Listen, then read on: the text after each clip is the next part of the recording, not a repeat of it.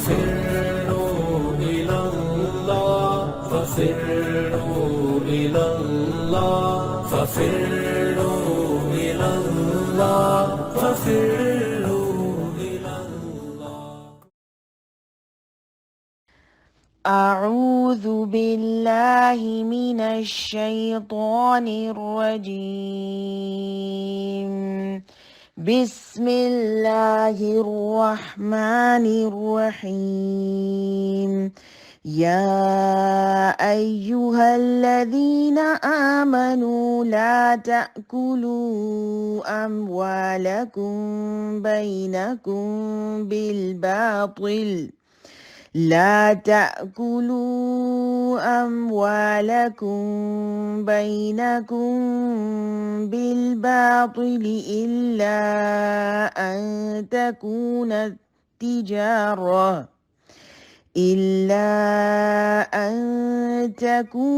تجارة عن تراض منكم ولا تقتلوا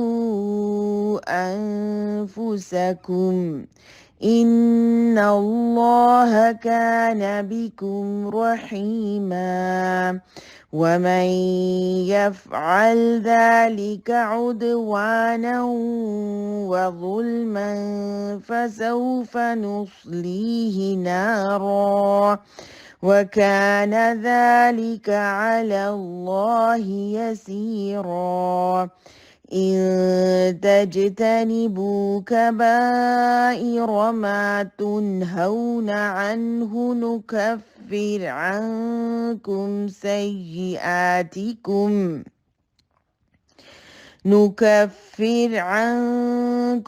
سيئاتكم وندخلكم مدخلا كريما. صدق الله العظيم.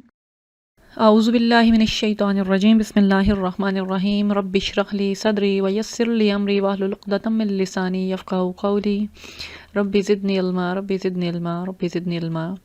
اللہم انفعنا بما علمتنا وعلمنا ما ينفعنا وزدنا علما اللہم انا نسألک علما نافعا ورزقا طیبا وعملا متقبلا اللہم انا نعوذ بک من علم لا ينفع ومن قلب لا يخشع ومن نفس لا تشبع ومن دعوت لا يستجاب لها. السلام علیکم ورحمۃ اللہ وبرکاتہ. ابھی آپ نے سورۃ النساء کی آیات کی تلاوت سنی اور سورہ نساء کی کچھ آیات فرسٹ 28 آیات ہم کل کر چکے ہیں. اس میں ہم نے خاص طور پہ جو احکامات دیکھے تھے یتیموں کے حقوق کے بارے میں اور پھر وراثت کے احکامات، اور وراثت کے احکامات سے متعلق جو ڈیٹیلز ہیں وہ ڈسکس تو نہیں کی تھیں لیکن اس کی حکمتیں تھوڑی ڈسکس کی تھیں. البتہ ان کی ڈیٹیلز کے بارے میں جو ایک ڈاکومنٹ ہے PDF ہماری الضحیٰ کی کلاس میں ہم نے فیملی لاز میں اس کو ڈسکس کیا تھا. 1-2 کلاسز ہوئی تھیں لیکن اس کے نوٹس، اس کے جو PDF ہے آج کی ویڈیو کے لنک میں انشاءاللہ شیئر کر دی جائے گی. اگر آپ ڈاؤن لوڈ کرنا چاہیں تو کر سکتے ہیں. اعوذ باللہ من الشیطان الرجیم بسم اللہ الرحمن الرحیم. یا ایہا الذین آمنوا لا تأکلوا اموالکم بینکم بالباطل. اے ایمان والو آپس میں ایک دوسرے کے مال باطل طریقوں سے نہ کھاؤ. الا ان تکون تجارتا عن تراض منکم، اور یہ کہ لین دین آپس کی رضامندی سے ہو. اب اس آیت میں مسلمانوں کو مالی معاملات کے حوالے سے، آپس میں مالی لین دین کے حوالے سے واضح رہنمائی دی جا رہی ہے. اللہ تعالیٰ کہہ رہے ہیں کہ جو بھی آپس میں معاملے کیے جائیں اس کے صحیح ہونے کی 2 شرطیں ہیں کہ اس میں معاملہ باطل نہ ہو، یعنی باطل طریقوں سے مراد ہے وہ تمام طریقے جو خلاف حق ہیں، شرعن اور ہلاکن ناجائز ہیں. اور پھر دوسری جو چیز ہے باہمی رضامندی پر مشتمل ہونا چاہیے کہ باہم رضامندی جو دونوں فریقین آپس کی رضامندی سے لین دین کریں، کسی پر کوئی دباؤ نہ ہو، کسی کے ساتھ کوئی دھوکہ نہ ہو، فساد نہ ہو. اور اس کے ساتھ جو آگے کہا گیا کہ اگر تم ان طریقوں کی پیروی نہیں کرتے تو کیا ہے کہ تم اپنے آپ کو خود ہلاکت میں ڈالتے ہو. ولا تقتلوا انفسکم، در حقیقت معاشی معاملات میں دھوکہ دہی کرنا، غلط طریقوں سے کرنا انسان نہ صرف اپنی ذاتی انفرادی طور پر اپنے آپ کو ہلاکت میں ڈالتا ہے بلکہ پورے معاشرے کی تباہی کا باعث بنتا ہے. اور جو کوئی بھی ظلم اور زیادتی کے ساتھ ایسا ایسا کرے گا فسوف نصلیہ نارا، اسے ہم ضرور جہنم کی آگ میں سے ضرور آگ میں جھونکا جائے گا، اور اللہ کے لیے یہ کرنا بہت آسان ہے۔ پھر کہا جا رہا ہے کہ اگر سے بڑے بڑے گناہوں سے پرہیز کرتے ہو جن سے تمہیں منع کیا جا رہا ہے، تو پھر اللہ تعالیٰ یقیناً تمہاری چھوٹی موٹی برائیوں کو جو انجانے میں ہو جاتی ہیں ان سے دور کر دے گا اور تمہیں عزت کی جگہ پر داخل کرے گا۔ اس آیت کی تفسیر میں مولانا مودودی رحمۃ اللہ علیہ لکھتے ہیں کہ 3 چیزیں ہیں جو کسی بھی گناہ کو بڑا بنا دیتی ہیں۔ ایک یہ کہ اس کام میں اگر کسی کی حق تلفی ہو رہی ہو تو اس کو ہلکا نہیں لیا جائے گا۔ اب وہ حق تلفی خدا کی بھی ہو سکتی ہے، یا والدین کی، یا انسانوں کی، یا خود اپنے نفس کی بھی۔ جس قدر جس کا حق تلف کیا جائے گا اتنا ہی بڑا گناہ ہوگا، اسی لیے اس کو ظلم کہا گیا ہے۔ پھر سیکنڈ چیز ہے کہ اگر اس کام میں اللہ سے بے خوفی، اس کے مقابلے میں تکبر کا اظہار ہو، انسان جانتے بوجھتے اللہ کے اوامر و نواہی کی پابندی نہ کرے اور نافرمانی کے ارادے سے وہ کام کرے، اس میں ڈٹائی ہو، جسارت ہو، تو وہ کبیرہ گناہوں میں شمار ہوگا۔ اس کے لیے فسق اور معصیت کا ورڈ استعمال کیا گیا ہے۔ اور پھر تیسری چیز، کسی بھی کام میں اگر اس میں یہ چیز پائی جائے کہ اس میں ان تعلقات کو، ان روابط کو توڑا جا رہا ہو، ان کو بگاڑا جا رہا ہو جن کے استحکام پہ انسانی زندگی اور انسانی معاشرے کا انحصار ہوتا ہے، چاہے وہ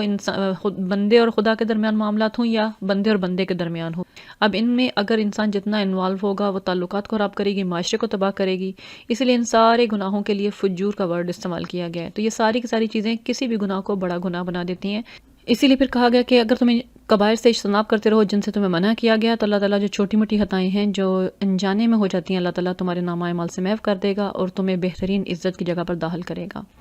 آگے نصیحت کی جا رہی ہے کہ جو کچھ اللہ رب العالمین نے تم میں سے کسی کو دوسروں کے مقابلے میں زیادہ دیا ہے اس کی تمنا مت کرو۔ اگر انسان دوسروں کو دیکھ کے، دنیاوی مال و دولت کو دیکھ کے تمنائیں کرتا رہے گا، خواہشات میں پڑا رہے گا، تو وہ کبھی بھی جو کچھ عطا کیا اس پر وہ شکر گزاری کا جذبہ اس کے اندر پیدا نہیں ہو سکتا۔ کمانے سے منع نہیں کیا گیا، بلکہ آگے دیکھتے ہیں کہ اللہ رب العالمین کہہ رہے ہیں کہ جو کچھ مرد کماتے ہیں وہ ان کا حصہ ہے، جو عورتیں کمائیں ان کا وہ حصہ ہے۔ اللہ تعالیٰ سے اس کے فضل مانگتے رہو، سوال کرتے رہو، اس کے لیے کوشش کرتے رہو، اور مال و دولت کو حرام نہیں کیا گیا، بلکہ اگر انسان کے پاس کشادگی ہوتی ہے، وسعت ہوتی ہے، تو وہ یہ کہ صدقہ خیرات کے کاموں میں اور اللہ نیکی کے کاموں میں بڑھ چڑھ کر وہ لگا سکتا ہے۔ اللہ تعالیٰ سے اس کے فضل کا سوال کرتے رہو، بے شک وہ ہر چیز کا علم رکھنے والا ہے۔ اس کے ساتھ ساتھ اگلی آیت میں جو ڈسکس کیا جا رہا ہے، عرب میں رواج تھا کہ جو منہ بلے رشتے ہوتے تھے اور جن سے ان کے تعلقات ہوتے تھے دوستی کے، ان کو بھی وراثت میں حصے دار ٹھہرانا اور ان کو بھی وارث مقرر کر دیتے تھے۔ اسی لیے پھر اگلی آیت میں کہا جا رہا ہے کہ اب جب اللہ رب العالمین نے وارثوں کے حق مقرر کر دیے تو بہتر ہے کہ وارثوں کو ان کا حق ملے۔ ہاں البتہ اس سے پہلے تم جو کچھ لوگوں سے وعدے کر چکے ہو ان کو تم پورا کر سکتے ہو۔ اب اس کے بعد اگلی آیت میں آ رہا ہے الرجال قوامون علی النساء، کہ مردوں کو عورتوں پر قوام مقرر کیا گیا ہے، اور اس کی ریزن بھی آگے بتائی ہے جا رہی ہے۔ اللہ رب العالمین کہہ رہے ہیں کہ بعض میں سے بعض پر فضیلت دی، اللہ تعالیٰ نے کچھ درجے بلند انہیں دیے ہیں، اس بنا پر بھی وہ خرچ کرتے ہیں۔ اب یہاں درجوں سے مراد یہ نہیں کہ فضیلت دی گئی تو عزت اور اکرام زیادہ ہے، ہر ایک کے اپنے اپنے حقوق ہیں، البتہ گھر کا ادارہ چلانے کے لیے، اس کے نظام اور اس کے معاملات کو صحیح رکھنے کے لیے، اس کی حفاظت نگہبانی کے لیے اللہ رب العالمین نے مرد عورت میں سے مرد کو اس کی ذمہ داری دی ہے۔ اب یہاں قوام کے اس ذمہ داری دی اس کو سمجھنا بہت ضروری ہے۔ عورتیں یہ کہیں کہ ہم بھی مال خرچ کرتے ہیں تو ہم قوامیت کا درجہ پا لیں، کیونکہ گھر کے انتظامات کو چلانے کے لیے صرف خرچ کرنا ہی کافی نہیں ہے، اور بہت ساری ذمہ داریاں بھی عائد ہوتی ہیں۔ اور پھر اگر تمہیں مردوں کو ان سے سرکشی کا کوئی خدشہ ہو، طریقے بتائے جا رہے ہیں، اور اس میں واضح بتایا جا رہا ہے کہ بیوی کی اصلاح کے طریقے کیا ہیں، پہلے انہیں نصیحت کی جائے، پھر بستر الگ کیے جائیں، اور آخری صورت میں ہے اگر کئی صورت یعنی وہ نہ سنیں اور نہ سمجھیں تو پھر وضربوہن، اور یہاں وضربوہن کی خاص طور پہ احادیث کی روشنی میں ضرور جاننا چاہیے ہمیں کہ نبی کریم نے اس کے لیے کیا دیا ہے کہ چہرے پر نہ مارا جائے، ایسی چوٹ نہ لگائی جائے جو نشان چھوڑ جائے، اور پھر اگر وہ اصلاح کر لیں اپنی تو ان پر کوئی خام خواہ کا ہاتھ نہ اٹھاؤ، خام خواہ کے رستے تلاش مت کرو، یہ اللہ، اور خوب جان رکھو تمہارے اوپر اللہ کی ذات جو ہے تمہارے اوپر ہے، وہ بڑی ذات تمہارے اوپر موجود ہے۔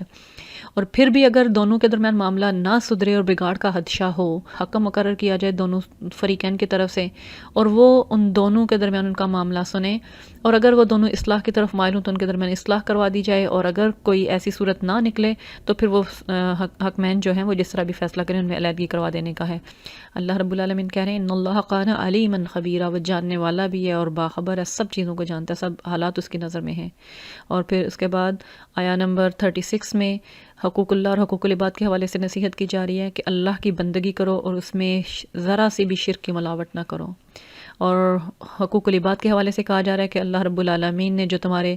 رشتے مقرر کر رکھے ہیں، جو ان میں والدین ہیں، قرابت دار ہیں، یتیم مسکین ہیں، پڑوسی رشتہ دار ہیں، اجنبی ہمسایہ ہیں، پہلو کے ساتھی سے اور مسافر سے اور لونڈی غلام، ان کے ساتھ احسان کا معاملہ کرتے ہوئے بخل سے بچو۔ اللہ تعالیٰ کسی مغرور کو پسند نہیں کرتا، خاص طور پہ جب انسان کی ذمہ داریاں یا انسان کے تعلقات اس کے اوپر کچھ مالی ذمہ داریاں عائد کرے اور انسان پھر بخل کرنے والا ہو، تو اللہ تعالیٰ کہنے کہ یہ سخت ناپسندیدہ بات ہے۔ اللہ کو ایسے لوگ بالکل پسند نہیں جو کنجوسی کرتے ہیں، جن چیزوں پہ اللہ نے خرچ کرنے کا حکم دیا وہاں وہ خرچ نہیں کرتے۔ اور پھر اسی آیت میں جو کہا جا رہا ہے وَيَكْتُمُونَ مَا آتَاهُمُ اللَّهُ مِن فَضْلِهِ، اور ان لوگوں کو بھی اللہ پسند نہیں کرتا کہ جو کچھ اللہ تعالیٰ نے اپنی نعمتوں میں سے نوازا ہوا انہیں وہ چھپاتے ہیں۔ اللہ تعالیٰ نے جو نعمتیں دی ہیں، جو وسائل دیے، ان کا اظہار ہونا چاہیے، اپنے اوپر بھی خرچ کیا جائے، اپنی فیملی پر بھی، اور جو ان کے مستحقین ان پر بھی خرچ کیا جائے۔ یہاں حدیث مبارکہ ایک دیکھ لیتے ہیں، نبی کریم صلی اللہ علیہ وسلم فرماتے ہیں اللہ جب کسی بندے کو نعمت دیتا ہے تو وہ پسند کرتا ہے کہ اس کی نعمت کا اثر اس کے بندے پر نظر بھی آئے۔ اور ساتھ ہی پھر آگے بخل سے منع کرتے ہوئے جو اگلی چیز کہی جا رہی ہے کہ وہ لوگ جو اگر خرچ کرتے بھی ہیں تو لوگوں کو دکھانے کے لیے، در حقیقت وہ لوگ ہیں جو اللہ پر ایمان نہیں رکھتے اور انہیں بالکل ان کا آخرت پر بھی ایمان نہیں ہے، کیونکہ اگر اللہ پر ایمان ہوتا تو وہ انفاق کرتے ہوئے اللہ کی رضا چاہتے اور اللہ تعالیٰ سے اجر آخرت کی امید رکھتے۔ اور ان کا یہ طرز عمل کیوں ہے؟ کیونکہ شیطان ان کا ساتھی ہے، شیطان ان کو برے طرز عمل کی تلقین کرتا ہے۔ اور اللہ رب العالمین انسانوں کو جو نصیحت کر رہے ہیں کہ کیا ہے اگر وہ خرچ کرتے اللہ اور یوم آخرت پر ایمان رکھتے ہوئے جو کچھ اللہ نے عطا کیا اس میں سے خرچ کرتے تو یقیناً اللہ کے ہاں وہ بہترین پاتے۔ اللہ تعالیٰ کسی پر ظلم نہیں کرتا، اگر تم ایک نیکی کرو گے تو اسے دگنی کر کے تمہیں دے گا اور بہترین اجر سے نوازے گا۔ اب اس کے بعد آیا نمبر 41 میں جو بڑی اہم آیا ہے اور جو پیچھے ہم پڑھ چکے ہیں شہداء علی الناس کے حوالے سے، یہاں نبی اکرم صلی اللہ علیہ وسلم کو جو اللہ تعالیٰ ایک ان کو مخاطب کر کے کہہ رہے ہیں کہ فَكَيْفَ إِذَا جِئْنَا مِن كُلِّ أُمَّةٍ بِشَهِيدٍ وَجِئْنَا بِكَ عَلَى هَؤُلَاءِ شَهِيدًا، کہ نبی صلی اللہ علیہ وسلم اس وقت سوچو یہ کیا کریں گے جب ہم ہر امت میں سے ایک گواہ لائیں گے اور ان لوگوں پر تمہیں گواہ کی حیثیت سے کھڑے کریں گے، اس وقت کیا ہوگا؟ اللہ رب العالمین جس کو جس پر ذمہ دار بنایا گیا ان سے گواہی لی جائے گی، کیا تم نے اپنے پوری کوششوں کے ساتھ اللہ کا پیغام ان تک پہنچا دیا؟ اللہ تعالیٰ کی تمام تعلیمات، اللہ تعالیٰ کی تمام جو احکامات ہیں ان تک پہنچا دیے کہ نہیں پہنچائے؟ یہ وہ سب لوگ جنہیں رسول کی بات نہیں مانی ہوگی، نافرمانی کرتے رہے ہوں گے، اس وقت وہ تمنا کریں گے کاش زمین پھٹے اور وہ اس میں سما جائیں۔ وہاں یہ کوئی بات اپنی اللہ تعالیٰ سے نہیں چھپا سکیں گے۔ بہت اہم آیت ہے، ہمیں شہادت حق کے ساتھ اس کو ذہن میں رکھنا چاہیے کہ اس وقت جب ہم سے گواہی مانگی جائے گی ان سب افراد میں جو جس کی رعیت میں شمار ہوتا ہے، جو جس کے تعلقات میں شمار ہوتا ہے، جو بھی پیچھے سارے آئے ساتھیوں کے حوالے سے بات آئی، پڑوس میں اور سفر کے ساتھی، جاب کے ساتھی، سب ان تک اللہ تعالیٰ کا پیغام، اللہ تعالیٰ کی تعلیمات پہنچائی کہ نہیں پہنچائی؟ کیا وہ ہمارے حق میں گواہی دینے والے ہوں گے؟ اللہ تعالیٰ سے دعا کریں کہ اللہ تعالیٰ ہمیں توفیق دے اس پیغام کو اللہ کے بندوں تک پہنچانے کی۔ اس کے بعد جو آیا نمبر 43 ہے، یا ایھا الذین آمنوا لا تقربوا الصلاۃ وانتم سکارا، یہ حمر و میسر کی حرمت کے سلسلے میں دوسری آیت ہے۔ اس میں اللہ رب العالمین واضح کہہ رہے ہیں کہ اے لوگوں جو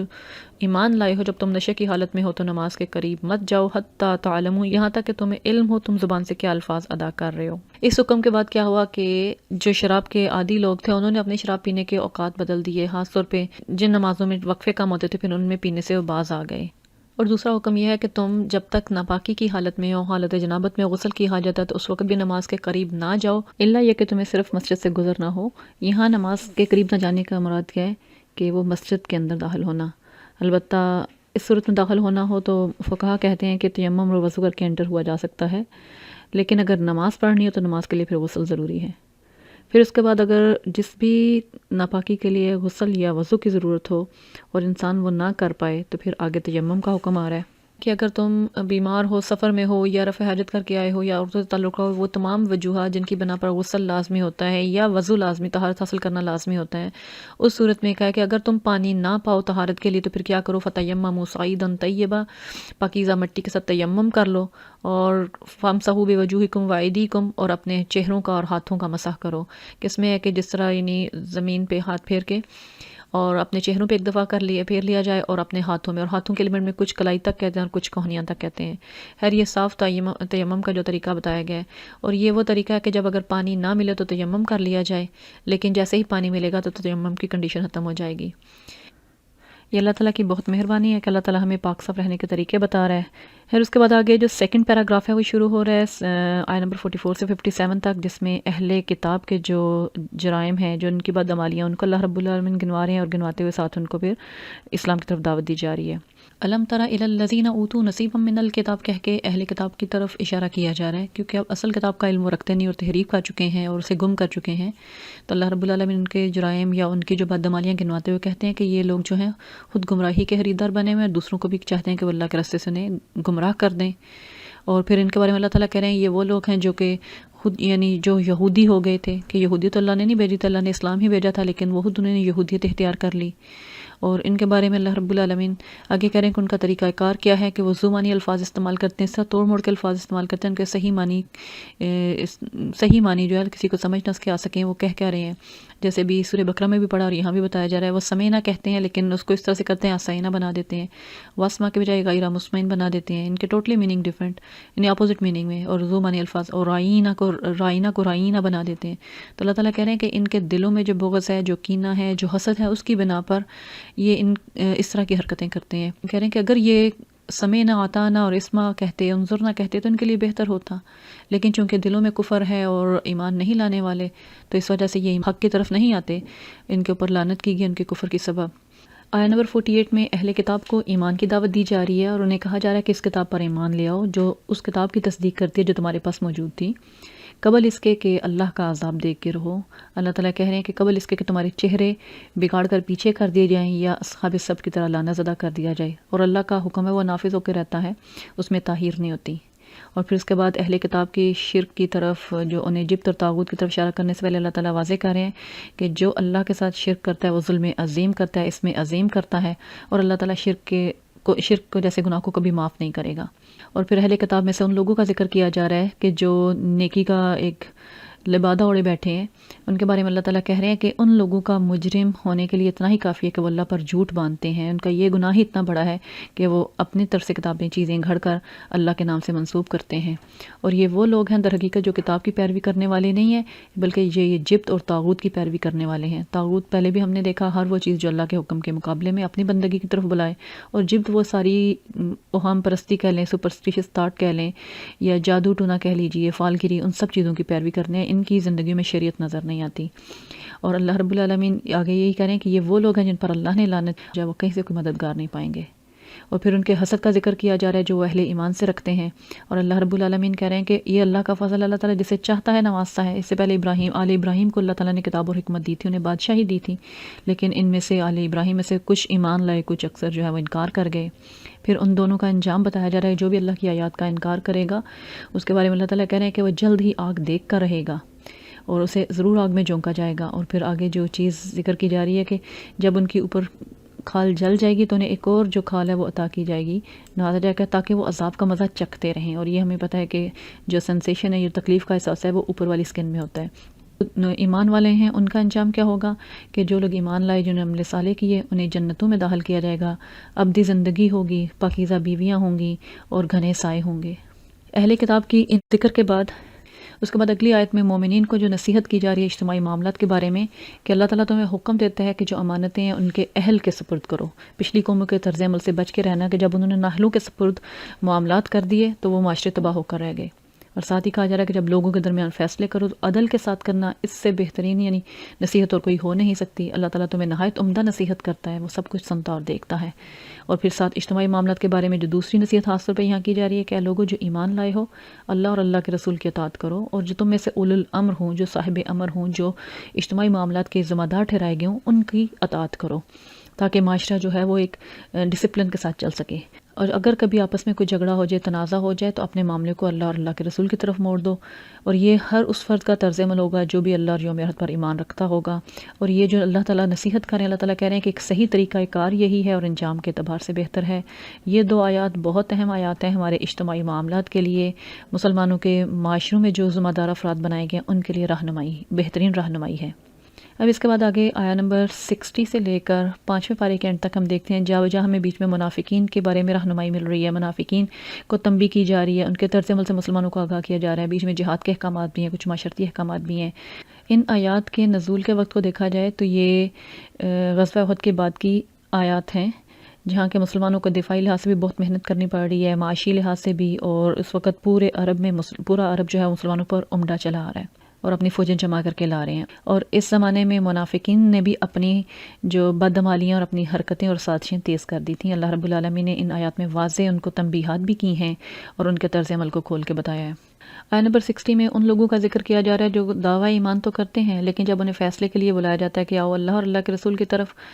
فیصلہ کے لیے، لیکن وہ فیصلوں کے لیے کس کے طاغوت کے پاس جاتے ہیں۔ یہاں طاغوت سے مراد وہ حاکم ہے جو قانون الہی سے ہٹ کے کسی دوسرے قانون کے مطابق فیصلہ کرتا ہو۔ تو نبی کریم صلی اللہ علیہ وسلم کی موجودگی میں جب نبی صلی اللہ علیہ وسلم سے فیصلہ نہیں کروا رہے، کسی دوسرے کے پاس جا رہے، تو اللہ تعالیٰ کہہ رہے ہیں ان یتحاکموا الی الطاغوت، کہ وہ چاہتے ہیں کہ طاغوت کی طرف رجوع کریں، حالانکہ اللہ تعالیٰ نے انہیں طاغوت کا انکار کرنے کو، اللہ کے مقابلے میں، اللہ کے حکم کے مقابلے میں ہر چیز کا انکار کرنے کو کہا ہے۔ اور پھر جب انہیں کہا جاتا ہے کہ آؤ اس چیز کی طرف جو اللہ نے نازل کی اور نبی کریم صلی اللہ علیہ وسلم کی طرف، تو دیکھا جائے تو منافقین کیا کرتے ہیں، نبی کریم کی طرف آنے سے کتراتے ہیں، لیکن جب کسی مصیبت میں گرفتار ہوتے ہیں تو پھر قسمیں کھاتے ہوئے آ جاتے ہیں۔ تو نبی کریم اللہ تعالیٰ کہہ رہے ہیں کہ اے نبی صلی اللہ علیہ وسلم، یہاں ان کے بارے میں کہا جا رہا ہے فَعَارِضْ عَنْهُمْ وَاعِظْهُمْ، ان سے تعارض مت برتو، انہیں سمجھاؤ، ایسی نصیحت کرو شاید ان کے دلوں میں اتر جائے۔ آیت نمبر 64 میں کہا جا رہا ہے کہ اللہ تعالیٰ نے جو بھی رسول بھیجے ہیں وہ اسی لیے بھیجے ہیں کہ ان کی اطاعت کی جائے، نہ کہ ان کی موجودگی میں طاغوت کی طرف رجوع کیا جائے۔ اور پھر ان کے طرز عمل کی بنا پر کہا جا رہا ہے کہ اگر یہ لوگ جنہوں نے یہ طریقہ اختیار کیا ہے، جو طاغوت کے پاس جاتے ہیں اور جن معاملات میں اپنے حق میں فیصلہ چاہتے ہیں، نبی سے اعراض برتتے ہیں، تو اگر یہ طریقہ انہوں نے اختیار کیا ہوتا کہ اپنے نفس پر ظلم کرنے کے بعد انہیں احساس ہوتا، نبی کریم کے پاس آ جاتے، اللہ سے معافی مانگتے، نبی کریم صلی اللہ علیہ وسلم بھی ان کے لیے مغفرت طلب کرتے، تو یقیناً یہ اللہ کو تواب الرحیم پاتے۔ آیت نمبر 65 میں ایمان کی ایک بنیادی شرط بتا دی گئی ہے، فَلَا وَرَبِّكَ لَا يُؤْمِنُونَ حَتَّى يُحَكِّمُوكَ فِي مَا شَجَرَ بَيْنَهُمْ، کہ تمہارے رب کی قسم یہ اس وقت تک مومن ہو ہی نہیں سکتے جب تک اپنے باہمی اختلافات میں تمہیں فیصلہ کرنے والا نہ مان لیں۔ جب تک ہمارے آپس میں جو بھی جھگڑے یا جو بھی آپس میں اختلافات ہوں، ان میں حتمی فیصلہ کرنے والا نبی کریم کو نہ مان لیا جائے، اور پھر صرف فیصلہ کرنے والا ہی نہ مان لیں، ثم لا یجدوا فی انفسہم خرجا، اور پھر اپنے دلوں میں اس پر کوئی تنگی بھی محسوس نہ کریں۔ ایمان کی تکمیل اس وقت تک ہو ہی نہیں سکتی، اس لیے حدیث میں بھی کہا گیا نا، تم اس وقت تک مومن نہیں ہو سکتے جب تک اپنی خواہش نفس کو اس کے تابع نہ کر دو جو میں لے کر آیا ہوں۔ حدیث مبارکہ میں واضح کہا گیا، اور یہی اس آیت میں بھی کہا گیا ہے کہ اس وقت تک ایمان ہی مکمل نہیں ہو سکتا جب تک کہ نبی کریم صلی اللہ علیہ وسلم کو حتمی حکم نہ مان لیا جائے، اور آپ کی جو فیصلے ہیں ان کو خوشی اور رضا کے ساتھ تسلیم نہ کر لیا جائے۔ اور یہی ان کو کہا جائے کہ اگر یہ پلٹ آتے، نبی ان کے لیے مغفرت کی دعا کرتے، اور اگر آپ کو یہ حکم مان لیتے تو اللہ تواب الرحیم ہے۔ اور ایسی بات نہیں کہ ان سے کوئی بہت بڑا مطالبہ کیا جا رہا ہے، انہیں جو بھی نصیحت کی جا رہی ہے وہ ان کی بہتری کے لیے کی جا رہی ہے، اور یہی کہا جا رہا تھا، کہہ رہے ہیں کہ جو کچھ انہیں نصیحت کی جا رہی ہے اگر اس پر یہ عمل کرتے تو ان کے لیے بہتری کا باعث ہوتا، اللہ تعالیٰ ان کو ثابت قدم رکھتا، ان کو اجر عظیم سے نوازتا اور سیدھے رستے کی طرف ان کی ہدایت کرتا۔ اور پھر مومنین کے لیے کہا جا رہا ہے کہ من یطیع اللہ والرسول فاولئک، یہی وہ لوگ ہیں جو اللہ اور اللہ کے رسول کی اطاعت کرتے ہیں، یہی وہ لوگ ہیں جو کن کا ساتھ پائیں گے، کن کی رفاقت پائیں گے، جن پر اللہ نے انعام کیا، جو انبیاء میں سے ہیں، صدیقین، شہداء اور صالحین میں سے ہیں۔ کتنے بہترین رفیق، یہ وہ انعام یافتہ لوگ ہیں جن کے لیے ہم سورہ فاتحہ میں دعا بھی مانگتے ہیں، اہدنا الصراط المستقیم صراط الذین انعمت علیہم۔ پھر اس کے بعد مومنین کو جہاد کے بارے میں واضح ہدایات دی جا رہی ہیں۔ اب مدینہ کے ان حالات کو مد نظر رکھا جائے، اس وقت بہت سارے ایسے حالات پیش آ رہے تھے کہ نبی کریم صلی اللہ علیہ وسلم دفاع کے لیے بھی اور وقتاً فوقتاً کچھ ٹولیاں آگے پیچھے بھیجتے تھے، تو اللہ تعالیٰ مومنین کو کیا کہہ رہا ہے کہ اے لوگو جو ایمان لائے ہو، مقابلے کے لیے ہر وقت تیار رہو، جیسا بھی موقع ہو، الگ الگ دستوں کی شکل میں نکلو یا اکٹھے ہو کر، اب ہر وقت اس تیاری میں رہو اپنے اس چھوٹی سی ریاست کے دفاع کے لیے جو چاروں طرف سے خطرے میں گری ہوئی ہے، اور یہود اور منافقین تو گھلے ملے یونی میں ہوئے ہیں۔ اسی لیے ہم دیکھتے ہیں کہ نبی کریم صلی اللہ علیہ وسلم اس ٹائم پہ بہت سارے چھوٹے چھوٹے دستوں کی صورت میں صحابہ کو مدینے کے ارد گرد گشت کے لیے بھیجا کرتے تھے تاکہ خطرے کو ٹائم پہ بھانپ لیا جائے۔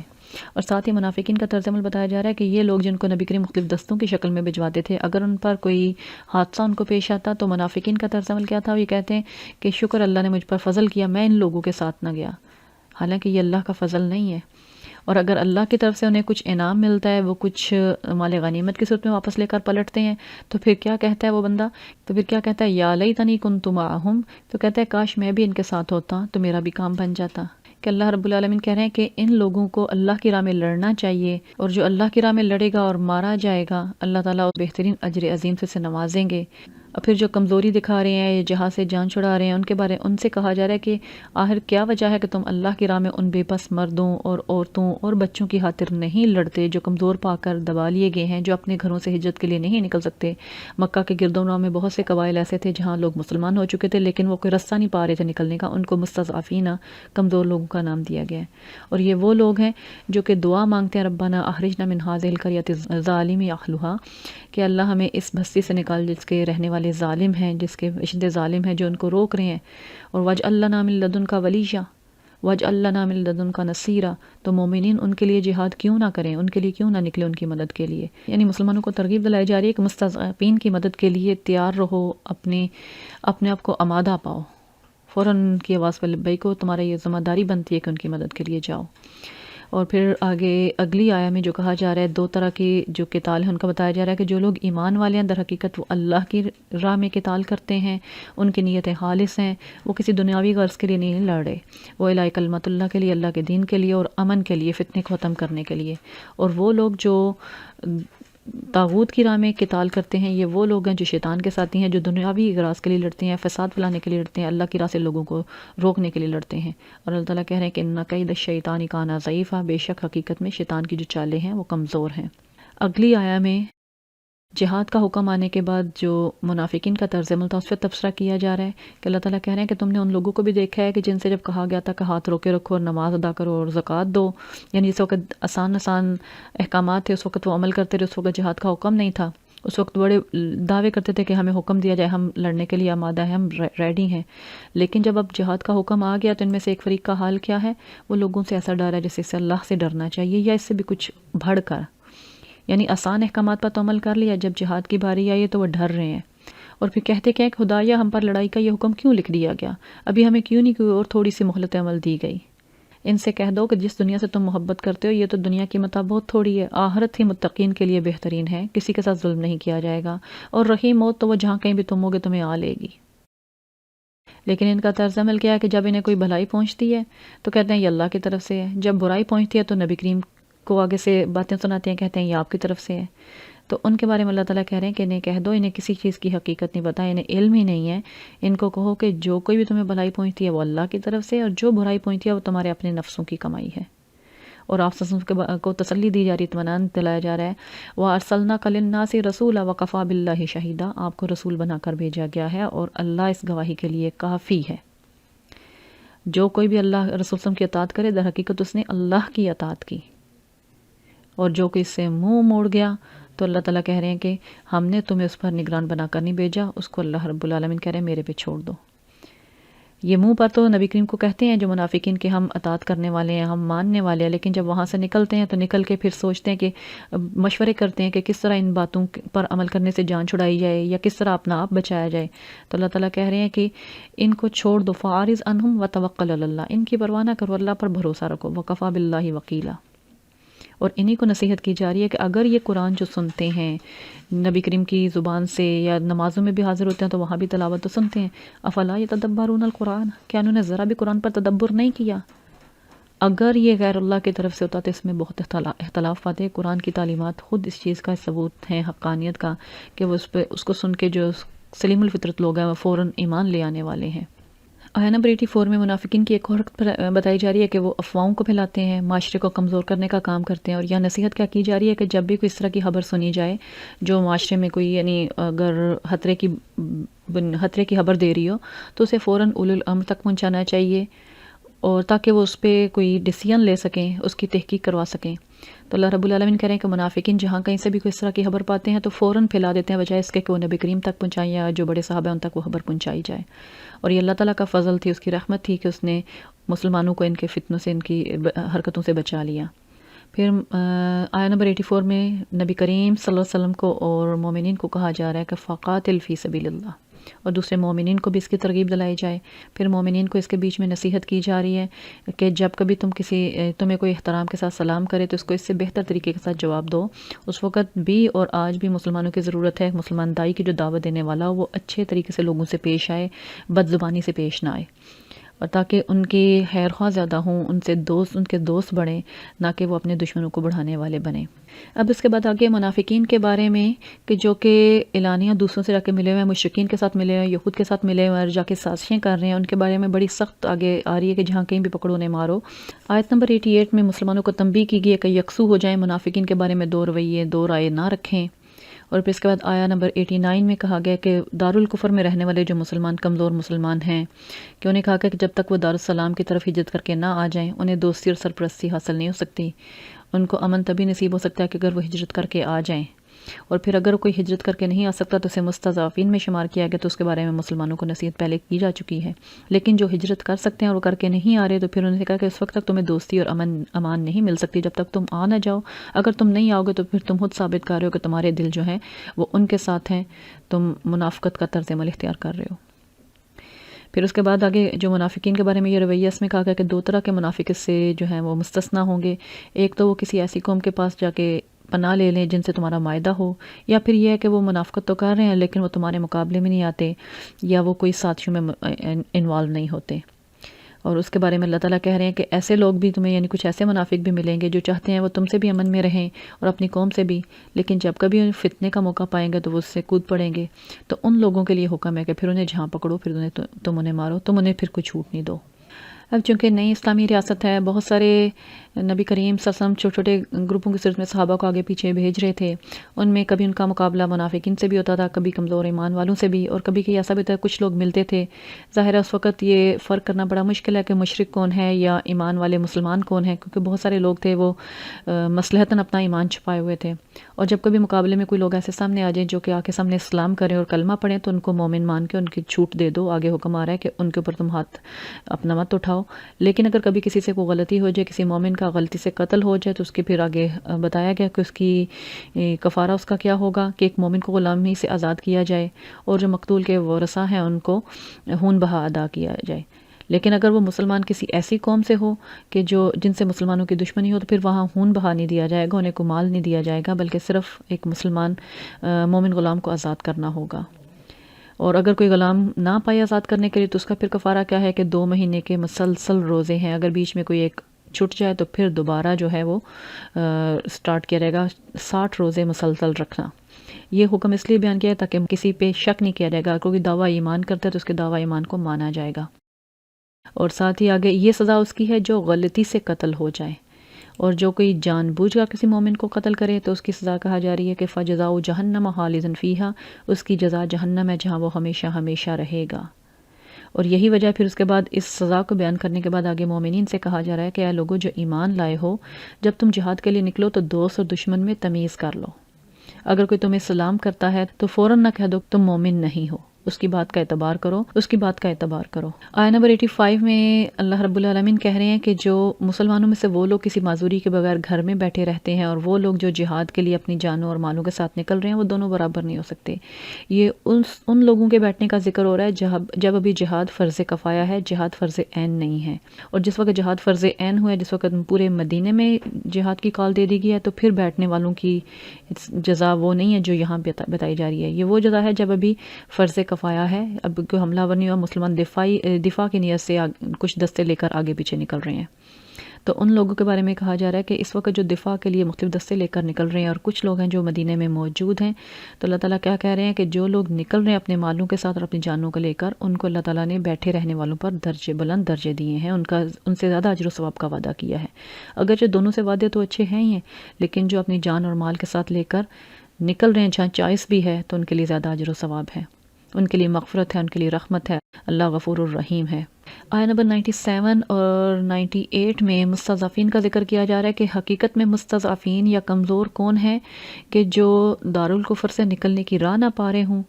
اور وہ اللہ تعالیٰ سے دعائیں بھی مانگتے ہوں۔ وہ مستضعفین میں شمار نہیں ہوں گے کہ جو جانتے بوجھتے دنیاوی اغراض سے دارالکفر میں رہ رہے ہوں اور پھر نکلنے کی وہاں سے کوشش بھی نہ کریں۔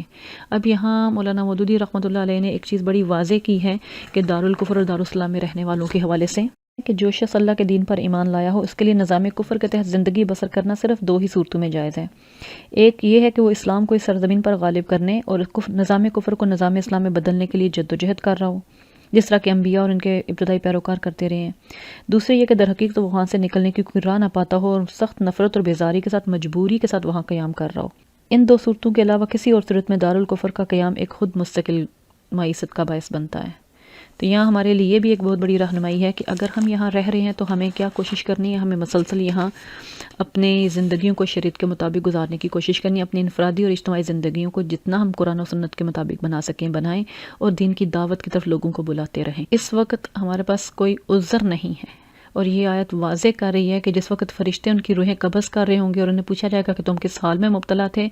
کہ وہ کہیں گے کہ ہم زمین میں کمزور اور مجبور تھے، اس لیے عمل نہیں کر پا رہے تھے احکامات شریعت پر، تو پھر فرشتے نے کیا کہیں گے؟ کیا خدا کی زمین وسیع نہ تھی کہ تم اس میں ہجرت کر جاتے؟ اصل مطلب کیا تھا کہ شریعت پر مکمل عمل کرنا۔ تم جہاں کہیں رہ رہے ہو تو کوشش کرو کہ اللہ کے قوانین کے مطابق زندگی گزارو۔ اور اسی لیے پھر آگے بھی کہا جا رہا ہے وَمَن يُهَاجِرْ فِي سَبِيلِ اللَّهِ يَجِدْ فِي الْأَرْضِ مُرَاغَمًا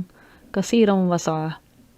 کہ جو کوئی اللہ کی راہ میں ہجرت کرے گا وہ زمین میں پناہ لینے کے لیے بہت جگہ اور بسر اوقات کے لیے بڑی گنجائش پائے گا۔ آگے پھر ان احکامات کے بیچ میں نماز کے بارے میں ہدایات دی جا رہی ہیں۔ سب سے پہلے قصر نماز کے بارے میں آ رہا ہے کہ جب سفر کی حالت میں تو نماز کو قصر کر سکتے ہو۔ پھر اس کے بعد صلاۃ الخوف کے بارے میں آ رہا ہے کہ جنگ کی حالت میں، خوف کی حالت میں نماز کس طرح پڑھی جائے گی۔ اور پھر آیہ نمبر 103 میں کہا جا رہا ہے کہ جب اطمینان نصیب ہو جائے تو پھر پوری نماز پڑھو، پھر وہ رخصتیں اور جو سفر اور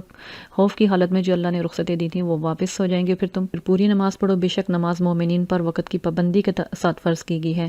صلاۃ القصر اور صلاۃ الخوف کی ڈیٹیلز کو پڑھنے سے معلوم ہوتا ہے کہ نماز وہ فریضہ ہے جو کسی بھی حال میں معاف نہیں ہے، چاہے ہم کتنے بھی بیزی ہوں، سفر میں ہیں، جنگ کی حالت میں ہیں، ان احکامات یا بیماری کی حالت میں ہیں، بیماری میں بھی نماز پڑھنے کے طریقے واضح کیے گئے کہ نماز وہ فرض اولین ہے مومن کا جو کسی بھی حال میں معاف نہیں۔ اسی لیے ہم دیکھتے ہیں کہ ان آیات میں پوری تفصیل کے ساتھ ہمیں اس کا طریقہ کار بتایا گیا کہ کس طرح نماز جیسے ہم فرض کو ادا کیا جائے گا، اور جب امن کی حالت ہوگی تو پھر اس طرح جس طرح عام امن کی حالت میں سکھائی گئی ہے پورے رکوع و سجود کے ساتھ وقت کی پابندی کے ساتھ ادا کی جائے گی۔ اللہ تعالیٰ ہمیں نماز قائم کرنے والا بنائے۔ آیہ نمبر 105 میں کہا جا رہا ہے کہ ہم نے یہ کتاب حق کے ساتھ تمہارے طرف بھیجی ہے تاکہ تم لوگوں کے درمیان صحیح فیصلہ کر سکو اور بد دیانت لوگوں کی طرف سے جھگڑنے والے مت بنو۔ اللہ تعالیٰ سے مغفرت طلب کرو، ان اللہ کان غفور الرحیم، اللہ تعالیٰ بخشنے والا بھی ہے، رحم کرنے والا بھی ہے۔ ان آیات کے پس منظر میں ایک وہ واقعہ بھی ہے کہ جو ایک منافق نے کسی مسلمان کی ذرا چرائی تھی اور چرا کے کسی یہودی کے گھر چھپا دی۔ پھر جب تحقیق شروع ہوئی تو اس منافق کے گھر والوں نے اور اس کے ساتھیوں نے، اس کی جو حمایت کرنے والے تھے، انہوں نے اس یہودی پر الزام دھر دیا۔ قبل اس کے کہ نبی کریم صلی اللہ علیہ وسلم اس یہودی کے خلاف کوئی فیصلہ فرما دیتے، اللہ تعالیٰ نے انہیں اس چیز سے آگاہ کر دیا تھا۔ تو یہاں یہ ساری آیات اس پس منظر میں دیکھی جائیں تو ہمیں اور کلیئر سمجھ آئے گی کہ منافقین کی روش کیا تھی، وہ معاشرے میں کس طرح فساد پھیلاتے تھے، جھگڑے پیدا کرتے تھے، اور اللہ تعالیٰ مسلمانوں کو کیا نصیحت کر رہے ہیں۔ پہلی چیز کی جا رہی ہے کہ یہ کتاب حق کے ساتھ تمہاری طرف نازل کی جا رہی ہے، جو راہ راست اللہ نے تمہیں دکھائی ہے اس کے مطابق لوگوں کے درمیان فیصلہ کرو، یہ خیانت کرنے والے بد دیانت لوگوں کی طرف سے جھگڑنے والے نہ بنو، اللہ تعالیٰ سے مغفرت طلب کرتے رہو، وہ غفور الرحیم بھی ہے۔ اور پھر اللہ رب العالمین مومنین سے کہتے ہیں کہ جو لوگ اپنے نفس سے خیانت کرتے ہیں تم ان کی حمایت مت کرو، کہ در حقیقت جو لوگوں پر کوئی الزام دھرتا ہے یا بد دیانتی کرتا ہے پہلے سب سے وہ اپنے نفس کے ساتھ خیانت کرتا ہے۔ اور پھر مومنین سے یہ کہا جا رہا ہے کہ ان اللہ لا یحب من کان خوانا اثیما، کہ حقیقت اللہ ایسے شخص کو اللہ تعالیٰ بالکل پسند نہیں کرتا جو خیانت کار بھی ہو اور گناہ گار بھی ہو۔ ان اگلی آیات میں ان منافقین کو بڑی سخت تنبیہ کی جا رہی ہے، ان پہ پکڑ کی جا رہی ہے، اور انہیں کہا جا رہا ہے کہ اپنے طرز عمل سے باز آ جاؤ،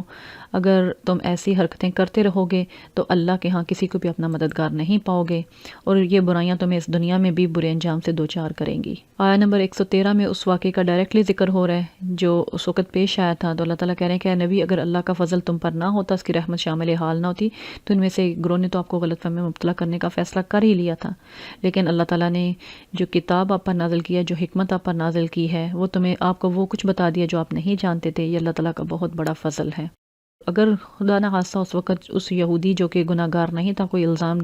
اس کو سزا ہو جاتی، تو ہم سوچ سکتے ہیں کہ مسلم معاشرے کا جو مدینہ کی ریاست جو کس وقت بیرونی خطروں سے گھری ہوئی تھی، کیا وہ اس وقت کسی اندرونی خطرے کی متحمل ہو سکتی تھی؟ یہود کو اپنا خود دعوت دے دینا مقابلے کی، لیکن منافقین کو تو نہ اس چیز کی کبھی فکر رہی اور نہ ہی کبھی اس چیز کو وہ سمجھ سکتے تھے۔ اسی لیے پھر مسلمانوں کو آگے نصیحت آئے گی قوامین بالقسط بن جاؤ۔ آگے نصیحت کی جا رہی ہے منافقین کے طرز عمل کی روشنی میں کہ کون سی سرگوشیاں ہیں وہ بھلائی والی سرگوشیاں، اور کون سی سرگوشیاں جو فتنے فساد کا باعث بنتی ہیں۔ جو فتنے والی سرگوشیاں ہیں یا اس طرح کی چھپ چھپ کے باتیں کرنا ہے وہ اللہ تعالیٰ کو سخت ناپسند ہیں۔ ہاں البتہ کوئی معروف کام کے لیے ہو، کسی کو نصیحت کے لیے ہو، کسی کی بھلائی کے لیے کوئی مشورہ دینا ہو، تو اللہ تعالیٰ کہہ رہے ہیں کہ جو کوئی اللہ کی رضا چاہنے کے لیے کرے گا وہ اللہ کے ہاں اپنا اجر پائے گا۔ اور یہ چیزیں بھی ڈیپینڈ کرتی ہیں کہ کس نیت سے وہ بات کی جا رہی ہے اور کس غرض کے لیے کی جا رہی ہے۔ منافقین کا طرز عمل ٹوٹلی غلط تھا۔ آیہ نمبر 115 میں پھر مومنین کو نصیحت کی گئی ہے کہ مخلص صحابہ کا رستہ جو سبیل المومنین ہے اس کی پیروی، اس کو اختیار کرو، منافقین کے طرز عمل سے بچو۔ واضح اعلان وضاحت کی جا رہی ہے وَمَن يُشَاقِقِ الرَّسُولَ مِن بَعْدِ مَا تَبَيَّنَ لَهُ الْهُدَى وَيَتَّبِعْ غَيْرَ سَبِيلِ الْمُؤْمِنِينَ نُوَلِّهِ مَا تَوَلَّى وَنُصْلِهِ جَهَنَّمَ وَسَاءَتْ مَصِيرًا۔ یہاں ویسے تو ایک بنیادی اصول بھی ہے کہ جو شخص اللہ کی رسول کی مخالفت پہ کمر بستہ ہو، اہل ایمان کی روش کے سوا کسی اور وش پر چلے تو اللہ تعالیٰ کہہ رہے ہیں حالانکہ اس پہ رائے راست واضح ہو چکی ہو تو اللہ تعالیٰ اسے اسی کے حوالے کر دیں گے اور عنقریب وہ جہنم میں جھونکا جائے گا۔ یہاں اس منافق کے بارے میں بات آ رہی ہے کہ جس کا بھی پیچھے واقعہ گزرا ہے، جس نے یہودی پر الزام دھرا تھا، جب فیصلہ اس کے خلاف آیا تو وہ پھر مدینہ چھوڑ کر مشرکین سے جا ملا اور مسلمانوں کے خلاف بڑھ چڑھ کر سازشوں میں شریک ہونے لگا۔ تو اللہ تعالیٰ کہہ رہے ہیں کہ پھر جب رائے راست واضح ہو چکی ہو پھر بھی وہ کسی اور روش پر چلے تو پھر اسے اسی طرف چلائیں گے، اس طرف غلط راستے کی طرف چلنا اس کے لیے آسان ہو جائے گا، لیکن عنقریب وہ جہنم کی طرف جھونکا جائے گا، جہنم میں جھونکا جائے گا۔ اب اس کے بعد اگلی آیات میں تمام اہل عرب کو ان کے شرک پر تنبیہ کرتے ہوئے انہیں منع کیا جا رہا ہے شیطان کی بندگی سے، شیطان کی پیروی سے، اور انہیں اسلام کی طرف دعوت دی جا رہی ہے، اور آغاز ہی سے کیا جا رہا ہے کہ شرک کی ہی اللہ کے یہاں بخشش نہیں، اس کے علاوہ وہ جس کو چاہے وہ معاف کر دے گا۔ جو کوئی شرک کرے اللہ کے ساتھ وہ گمراہی میں بہت دور نکل گیا ہے۔ جو اللہ کو چھوڑ کے دیویوں کو اپنا معبود بناتے ہیں، یہ لوگ شیطان ہی کی پیروی کرنے والے ہیں جس پر اللہ نے لعنت کی تھی، کیونکہ اس شیطان نے اللہ تعالیٰ سے بول کے کہا تھا، اعلان کیا تھا کہ میں ضرور تیرے بندوں میں سے ایک مقرر حصہ لے کر رہوں گا، انہیں بہکاؤں گا، انہیں امنگوں، آرزوں، خواہشوں میں الجھاؤں گا، اور وہ میرے حکم سے جانور کے کان پھاڑیں گے، میں انہیں حکم دوں گا، وہ میرے حکم سے خدائی صاف میں تبدیلیاں کریں گے۔ تو اللہ تعالیٰ کہہ رہے ہیں جس نے اس شیطان کو اللہ کے بجائے اپنا ولی اور سرپرست بنا لیا، در حقیقت وہ سری نقصان میں پڑ گیا۔ شیطان تو ان سے صرف وعدے کرتا ہے، انہیں امیدیں دلاتا ہے، لیکن شیطان کے یہ سارے وعدے سوائے ایک فریب کے کچھ نہیں۔ ایسے لوگوں کا جو شرک میں مبتلا ہوں گے، شیطان کی پیروی کریں گے، ان کے لیے جہنم ہے جہاں سے وہ خلاصی نہیں پائیں گے۔ لیکن اس کے مقابلے میں وہ لوگ جو ایمان لانے والے ہیں وہ جنت، ایسی جنتوں میں داخل کیے جائیں گے جن کے نیچے نہریں بہتی ہوں گی۔ اللہ کا وعدہ سچا ہے، اللہ سے بڑھ کر اپنی بات میں اور کون سچا ہوگا۔ اور پھر اس کے بعد آگے بنیادی اصول واضح کرتے ہو کہ جو کوئی بھی برائی کرے گا اس کا پھل پائے گا، اور جو نیک عمل کرے گا، ہاں مرد اور عورت، وہ جنتیں پائیں گے اور ان کے اجر میں کوئی ذرا برابر کمی نہیں ہوگی۔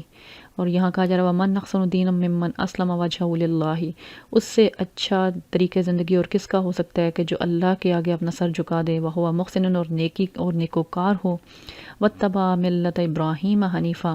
اور در حقیقت وہ یکسو ہو کر ابراہیم کے طریقے کی پیروی کرے، اور ابراہیم جو ہیں وہ اللہ کا دوست، اس نے اللہ کو اپنا دوست بنا لیا تھا۔ یہاں پچھلی ان آیات میں مشرکین کو، بنی اسماعیل کو تنبیہ کرتے ہوئے کہ اپنے مشرکانہ طور طریقوں سے باز آ جاؤ، ابراہیم علیہ السلام یکسو تھے، ان کا طریقہ کار یہ تھا، اس طریقہ کار کو اپنا لو۔ آیہ نمبر 127 میں آ رہا ہے کہ یہ لوگ تم سے عورتوں کے بارے میں فتویٰ مانگتے ہیں۔ اب وہ سوال کیا تھا، آگے ہر سوال آئے گا، لیکن اس سے پہلے اللہ رب العالمین نے اس چیز کو واضح کرا ہے کہ اللہ تعالیٰ نے تمہیں پہلے بھی اس کتاب میں یتیموں کے بارے میں نصیحت کی ہے، خاص طور پہ ان یتیم لڑکیوں کے بارے میں جن کے تم حق ادا نہیں کر پاتے، تو ان کے ساتھ نکاح نہ کرو تاکہ تم ان کے ساتھ زیادتی نہ کرو۔ اور کہا جا رہا ہے کہ اللہ تمہیں ہدایت کرتا ہے کہ یتیموں کے ساتھ انصاف پر قائم رہو۔ آیا 128 سے 130 تک ان کے سوال کا جواب دیا گیا ہے، اور ان کا سوال کیا تھا کہ پیچھے کہا گیا کہ عدل کرو بیویوں کے معاملے میں، اگر ایک سے زیادہ بیوی ہوں تو ان کے معاملے میں عدل کرو۔ تو ان کا سوال تھا کہ ایک سے زیادہ بیویاں ہونے کی صورت میں جو عدل کا حکم دیا گیا اس پر کس طرح عمل کیا جائے؟ جب ایک بیوی دائم المریض ہو یا تعلقات کے قابل نہ رہی ہو تو کیا اس صورت میں بھی یہ لازم ہے کہ دونوں کے ساتھ ایک جیسا ہی یکساں محبت رکھی جائے اور جسمانی تعلق بھی رکھا جائے؟ اگر وہ ایسا نہیں کرتا تو کیا عدل کا پھر تقاضا یہ ہے کہ وہ دوسری کرنا چاہ رہا ہے تو پہلی کو وہ چھوڑ دے؟ اور یہ بھی صورت ہو سکتی ہے کہ اگر پہلی بیوی خود طلاق نہ چاہے اور اپنے حقوق سے دستبردار ہونا چاہے تو اس صورت میں مرد عدل کی شرط پر کیسے عمل کرے گا؟ تو ان آیات میں بالکل واضح الفاظ میں نصیحت کی جا رہی ہے کہ ایسی صورت میں کیا معاملہ ہوگا کہ اگر کسی عورت کو اپنے شوہر سے بدسلوکی یا بے روحی کا خدشہ ہو تو کوئی مسائقہ نہیں، وہ آپس میں حقوق کی کمی بیشی پر صلح کر لیں، صلح ہی بہترین ہے۔ اور نصیحت کی جا رہی ہے تم احسان سے پیش آؤ، خدا ترسی سے کام لو، تو یقیناً اللہ تعالیٰ اس طرز عمل سے واقف ہے۔ اور اللہ تعالیٰ یہ بھی جانتا ہے کہ بیویوں کے درمیان عدل کرنا تمہارے بس میں نہیں ہے، تم چاہو بھی تو اس پر قادر نہیں ہو سکتے، کیونکہ انسان کو جو ظاہری معاملات ہیں ان میں یقیناً ایک جیسا رہنا چاہیے، لیکن نفس پر کنٹرول نہیں ہے، دل پر کنٹرول نہیں ہے۔ تو اللہ تعالیٰ آگے کہہ رہے ہیں کہ لہٰذا جو اللہ نے عدل کی شرط لگائی ہے اس کا جو تقاضا وہ یہی ہے کہ ایک بیوی کی طرف پوری طرح اس طرح نہ جھک جاؤ کہ دوسری کو لٹکتا چھوڑ دو، یہ اصل چیز مطلوب ہے۔ لیکن اگر دونوں زوجین ایک دوسرے الگ ہونے کا فیصلہ کر ہی لیں تو اللہ تعالیٰ اپنی وسیع قدرت سے دونوں کو ایک دوسرے کی محتاجی سے بے نیاز کر دے گا۔ وقان اللہ واسعا حکیما، وہ وسعت والا بھی ہے، دانا و بینا ہے، حکمت والا ہے۔ آگے اگلی کچھ آیات میں ان معاشرتی احکامات کے بعد جو کچھ بنیادی حقیقتیں ذہن نشین کروائی جا رہی ہیں، ان کو ہائی لائٹ بھی کرنا ضروری ہے۔ بار بار اللہ رب العالمین کچھ آیات میں یہ کہہ رہے ہیں للہ ما فی السماوات و ما فی الارض وَلَقَدْ وَصَّيْنَا الَّذِينَ أُوتُوا الْكِتَابَ مِنْ قَبْلِكُمْ وَإِيَّاكُمْ أَنِ اتَّقُوا اللَّهَ، تم سے پہلوں کو بھی نصیحت کی گئی تھی، تمہیں بھی نصیحت کی جا رہی ہے، اللہ کا تقوی اختیار کرو، اللہ کا تقوی اختیار کرو، اور جو کچھ زمین و آسمان میں ہے وہ اللہ ہی کے لیے ہے۔ وَقَانَ اللَّهُ غَنِيًّا حَمِيدًا، اللہ تعالیٰ بے نیاز بھی ہے، تعریف کا مستحق بھی ہے۔ وَقَفَى بِاللَّهِ وَقِيلًا، اور اللہ تعالیٰ ہی کاموں کو بنانے کے لیے بہترین ہے، کافی ہے۔ وَقَانَ اللَّهُ عَلَىٰ ذَلِكَ قَدِيرًا، اور اگر اللہ تعالیٰ چاہے تو تم لوگوں کو ہٹا کر دوسرے لوگوں کو لے آئے، وہ ہر چیز پر قادر ہے۔ اور پھر آگے کہا کہ جو کہ ثواب دنیا چاہتا ہے اسے جان لینا چاہیے، اللہ کے پاس ثواب دنیا بھی ہے اور ثواب آخرت بھی ہے، اللہ سمیع بصیر بھی ہے۔ جو اللہ تعالیٰ پر اپنے ایمان کو خالص رکھے گا، اللہ تعالیٰ پر پورا بھروسہ رکھے گا، توکل کرے گا، اللہ تعالیٰ اس کے لیے رستے نکال بھی دیتے ہیں، اللہ تعالیٰ اسے گائیڈ بھی کر رہے ہیں، اللہ تعالیٰ اپنے پاس موجود اجر و ثواب کی سے امید بھی دلا رہے ہیں، وعدے بھی کر رہے ہیں، اور ساتھ یہ بھی کر رہے ہیں کہ اللہ تعالیٰ کو تم لوگوں کی حاجت نہیں، سب کچھ زمین و آسمان میں اسی کا ہے، وہ جب چاہے جس کو سونپ دے اور تمہیں اس دنیا سے اٹھا دے۔ آیا 135 میں مسلمانوں کو نصیحت کی جا رہی ہے کہ اے لوگو انصاف کے علم بردار بنو، قوامین بالقسط شہداء للہ، اللہ کے لیے گواہی دینے والے بنو، چاہے وہ تمہارے اپنے نفسوں کے خلاف ہو، والدین یا اقربین کے خلاف کیوں نہ ہو، عدل کے لیے، انصاف کے لیے گواہی دینے والے بنو۔ صرف اپنے خاندانی تعصب کی بنا پر، اپنے خاندان کا ہونے کی بنا پر اس کا ساتھ دینے کے لیے، یا مسلم ہونے کی بنا پر اس کا ساتھ دینے کے لیے مت کھڑے ہو، جو جیسا کہ ابی بشر جو نامی منافق کے معاملے میں ہوا تھا۔ فریق معاملہ چاہے مالدار ہو یا فقیر ہو، اللہ تم سے زیادہ ان کا خیر ہوا ہے۔ ہم یہ نہیں کہہ سکتے کہ یہ محتاج ہے، فقیر ہے تو اس کی ہم حمایت کر دیں، یا وہ امیر ہے تو اس کی وہ ضرور ہی غلط ہوگا، اس بنا پر نہیں ہو سکتے۔ فَلَا تَتَّبِعُوا الْهَوَىٰ أَن تَعْدِلُوا، اللہ تعالیٰ کیا کہہ رہے ہیں، اپنی خواہش نفس کی پیروی میں عدل سے باز مت رہو۔ اگر تم نے لگی لپٹی بات کہی یا سچائی سے پہلو بچایا تو جان رکھو اللہ تعالیٰ کو سب چیزوں کی خبر ہے جو تم کرتے ہو۔ جو گواہیاں تمہارے پاس موجود ہیں انہیں کھول کے بیان کرو، انہیں چھپاؤ مت۔ اسی لیے پھر آیا نمبر 136 میں کہا جا رہا ہے کہ یا ایھا الذین آمنوا آمنوا باللہ ورسولہ والکتاب الذی نزل علی رسولہ، اپنے ایمان کی تجدید کرو، اپنے ایمانوں کا جائزہ لو اور ایمانوں کو خالص رکھو۔ اور جو کوئی اللہ کا، ملائکہ کا، کتابوں، رسولوں اور یوم آخرت کا انکار کرے تو وہ در حقیقت گمراہی میں بھٹک کر بہت دور نکل گیا۔ اللہ تعالیٰ کو وہ لوگ بالکل پسند نہیں جو ایمان لاتے ہیں کفر کرتے ہیں، پھر ایمان لاتے ہیں کفر کرتے ہیں، جو ڈاواں ڈول رہتے ہیں، اسے منافقین۔ اللہ تعالیٰ کہہ رہے ہیں کہ ان لوگوں کو نہ تو کبھی اللہ معاف کرے گا، نہ ہی انہیں کبھی سیدھا رستہ دکھائے گا۔ اور وہ منافقین جو اہل ایمان کو چھوڑ کر مشرکین کو، کافروں کو اپنا دوست بناتے ہیں، تو اللہ تعالیٰ کہہ رہے ہیں انہیں دردناک عذاب کی خبر دے دو۔ آیا نمبر 140 میں مسلمانوں کو نصیحت کی جا رہی ہے کہ جب کبھی کسی ایسی مجلس میں جہاں اللہ تعالیٰ کی آیات کے خلاف کفر کہا جا رہا ہو، اس کا مذاق اڑایا جا رہا ہو، تو وہاں مت بیٹھو یہاں تک کہ لوگ کسی دوسری بات میں نہ لگ جائیں۔ اگر تم وہیں بیٹھے باتیں سنتے رہو تو اللہ تعالیٰ کہہ رہے ہیں کہ اگر تم اب بھی ایسا کرتے تو تم بھی انہی کی طرح ہو، انہی میں سے مانے جاؤ گے، اور اللہ تعالیٰ ان منافقین کو اور کافروں کو جہنم میں اکٹھا کرنے والا ہے۔ اور ان منافقین کی حقیقت تو یہ ہے، یہ تو مسلمانوں کے معاملے میں متذبذب ہیں اور تربص کا شکار ہیں، یہ دیکھ رہے ہیں کہ کون فتح یاب ہوتا ہے۔ اگر مسلمان فتح یاب ہوں گے کہیں گے ہم تمہارے ساتھ تھے، اگر کافر فتح یاب ہوں گے تو ہم کہیں گے ہم نے مسلمانوں کے خلاف تمہارا ساتھ دیا تھا۔ اور اللہ تعالیٰ کہہ رہے ہیں کہ ان کی اسی تذبذب کے دوران ان کی مہلت عمل ختم ہو جائے گی، اللہ تعالیٰ روز قیامت ان کا فیصلہ فرما دیں گے۔ اور یہ منافقین سمجھتے ہیں کہ وہ اللہ کے ساتھ دھوکہ کر رہے ہیں، حالانکہ در حقیقت انہوں نے خود اپنے آپ کو دھوکہ میں ڈال رکھا ہے۔ یہ وہ لوگ جن کو تم اپنے میں سے سمجھتے ہو، لیکن تم دیکھو یہ جب نماز کے لیے بھی آتے ہیں تو بڑی سستی کے ساتھ آتے ہیں، ان کے لیے نماز کے لیے آنا بھی بہت مشکل ہوتا ہے۔ یہاں ہم ایک رک کے جائزہ لیں کہ نبی کریم صلی اللہ علیہ وسلم کے زمانے میں جو منافقین تھے وہاں نماز کے لیے حاضر ہونا ایمان کی ایک نشانی تھی، تو ان منافقین کے لیے اپنی منافقت کو چھپانے کے لیے وہ اتنا کچھ کرتے تھے کہ سب نمازوں میں وہ حاضر رہتے تھے، چاہے وہ سستی کے ساتھ ہی آتے۔ تو اللہ تعالیٰ کہتے ہیں کہ جب نماز کے لیے اٹھتے ہیں تو قسمساتے ہوئے صرف لوگوں کو دکھانے کے لیے، ریاکاری کے لیے آتے ہیں، یہ اللہ کو کم ہی یاد کرتے ہیں۔ یہ تو دونوں رستوں کے درمیان ڈاواں ڈول ہیں، تو اس لیے مسلمانوں کو کہا جا رہا ہے کہ ان مومنوں کو چھوڑ کر ان لوگوں کو اپنا رفیق، اپنا دوست مت بناؤ۔ یہ منافقین جہنم کے سب سے نچلے طبقے میں جائیں گے، الا یہ کہ وہ توبہ کریں، اپنی اصلاح کریں،